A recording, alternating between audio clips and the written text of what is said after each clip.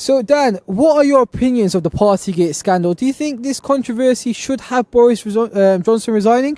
I'm amazed he hasn't resigned already. I think it's absolutely outrageous. He has set some of the most restrictive policies in the history of this country. People weren't allowed to attend the funerals of their loved ones. People weren't allowed to go and see their close family and friends and girlfriends and boyfriends. Some of the strictest policies we've ever seen, and he wasn't abiding by them. I think it's absolutely disgraceful. Absolutely disgraceful. He should resign immediately. Do you think it's a bit tough for Boris Johnson to have to resign? As you can see, world leaders are suffering at the moment. Joe Biden in America is suffering quite badly, and other parts, especially New Zealand. I think, was it Jada? I can't remember her name at all, but I believe she at the moment has been also facing a lot of criticism and having a tough time. Do you think perhaps we are being a bit too harsh on Boris Johnson, or do you think what he's being asked to do and the criticism that he's facing are fairly reasonable?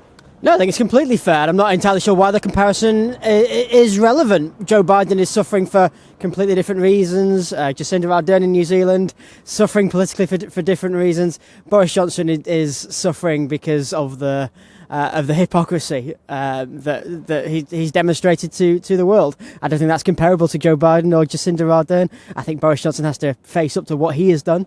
Nobody else, just him. Face up to his own hypocrisy and do the right thing and go.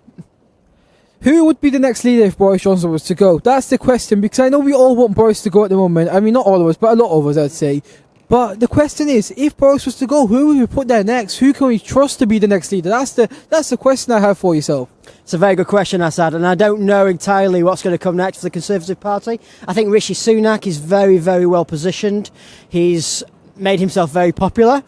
Amongst left and right, actually, over the last 2 years with some of the policies he's introduced. The furlough scheme in particular, Eat Out to Help Out, has sort of had mixed results, particularly in terms of public health, but it was very sort of popular, economically speaking, with the hospitality sector. I think Rishi Sunak is very well placed, and he's the one the Labour Party should fear the most. Would you vote for Rishi Sunak in a general election? I mean, if you could only vote Conservative, obviously, would you back Rishi Sunak to be the next leader? I'm trying to think of the alternatives now. I guess he'd be up against Priti Patel has Sajid as well.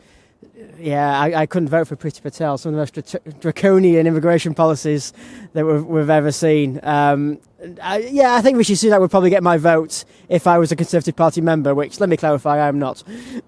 And what are your thoughts on the current COVID situation as well? I know that restrictions has been eased, but some people are saying that Boris Johnson only has eased these restrictions in order to win back support from those backbenchers who not too long ago did rebel, as we heard in the news, and that rebellion probably was the cause that made Boris Johnson make these decisions. Now, do you think COVID restrictions should have been eased, or do you think that was a bit of a pointless exercise? No, I think the country is sort of ready for those restrictions to be eased now. Cases have shot up, of course, over the past month or so, but because of the vaccine rollout, those cases haven't translated to hospitalisations and deaths in quite the same number.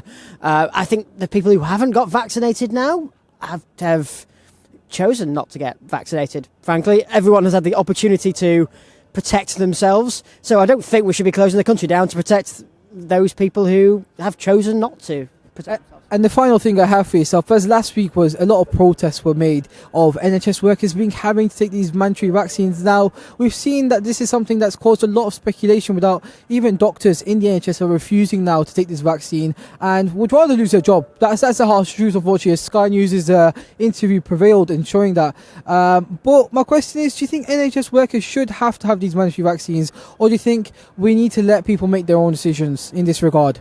Yeah, I'm a libertarian in this respect. I do think people should be allowed to make their own decisions, and I feel very uncomfortable with the idea of anyone being fired because they've chosen not to. I think it should be up to people's free choice. I also find it baffling, actually, because why wouldn't people with medical training choose not to? I find that absolutely bewildering.